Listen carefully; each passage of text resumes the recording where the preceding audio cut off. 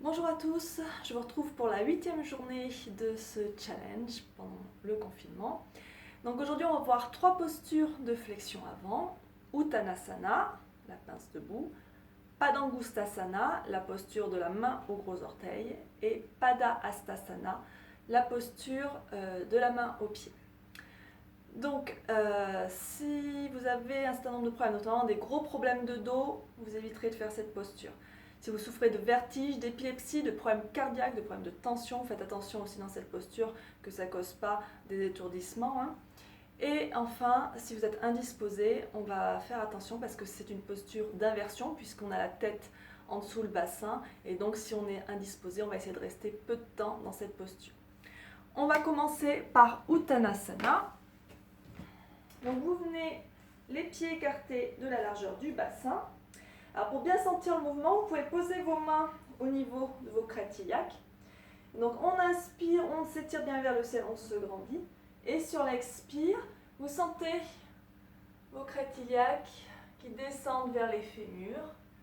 Puis à un moment, ça va bloquer, suivant votre flexibilité. On vient amener le ventre contre les cuisses, on plie un peu les genoux s'il faut. On relâche les mains au sol.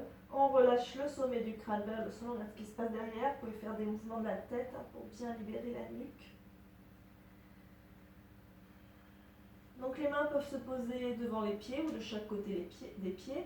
Vous pouvez aussi venir attraper vos chevilles. On pousse bien les fesses vers le ciel. Vous pouvez entrelacer vos bras derrière vos jambes, suivant ce qui est possible. Alors, le problème qu'on rencontre le plus souvent quand on n'est pas très flexible et qu'on voit aussi chez les débutants, c'est que quand on fléchit, on a tendance à vouloir venir à tout prix toucher le sol et puis ça bloque, donc du coup j'arrondis mon dos pour essayer d'aller plus loin. Non, il ne va pas falloir faire comme ça. On va à ce moment-là plier les genoux pour amener le ventre contre les cuisses et pouvoir relâcher les mains au sol. Si vous avez les bras un peu courts et que vous avez du mal à attraper vos pieds, vous allez poser au sol. Vous prenez des briques et on relâche la tête au sol.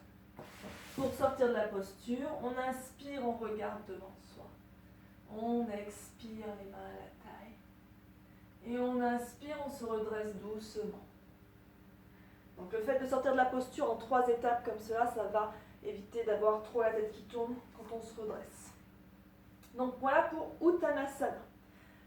Pour Padangusthasana, ça va être assez similaire. La différence, c'est avec la position des mains.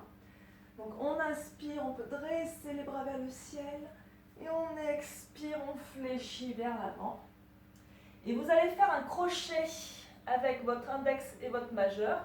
Le crochet, vous allez le passer sous le gros orteil en passant entre les 2 premiers orteils. Pareil de l'autre côté. Les coudes ouverts de chaque côté. On fléchit, on regarde derrière soi.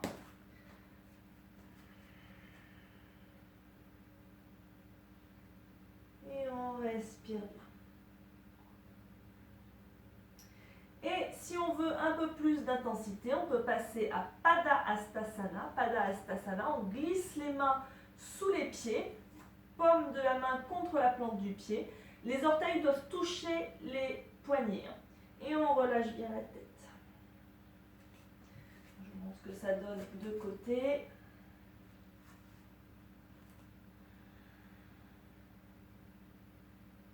Donc on fait bien attention, les orteils qui arrivent contre le poignet, c'est-à-dire qu'on n'est pas comme ça. Donc ça, c'est aussi une bonne posture pour étirer les poignets, quand on manque un peu de souplesse au niveau des poignets. Si vous n'arrivez pas à enfoncer votre main complètement pour que les orteils touchent le poignet, à ce moment-là, vous restez en Padangusthasana. Et toujours pareil, pour se redresser, on inspire, on regarde devant soi. On expire les mains à la taille. Et on inspire, on se redresse doucement. Donc voilà pour ces 3 postures de flexion avant. Alors le mot d'ordre, ça va vraiment être, il n'y a pas de honte à plier ses genoux. Ça protège vos lombaires et comme ça, la posture est plus alignée. Donc vraiment, pensez bien à ça, il n'y a pas de honte à plier ses genoux. Merci à tous et j'attends vos photos. Bye bye.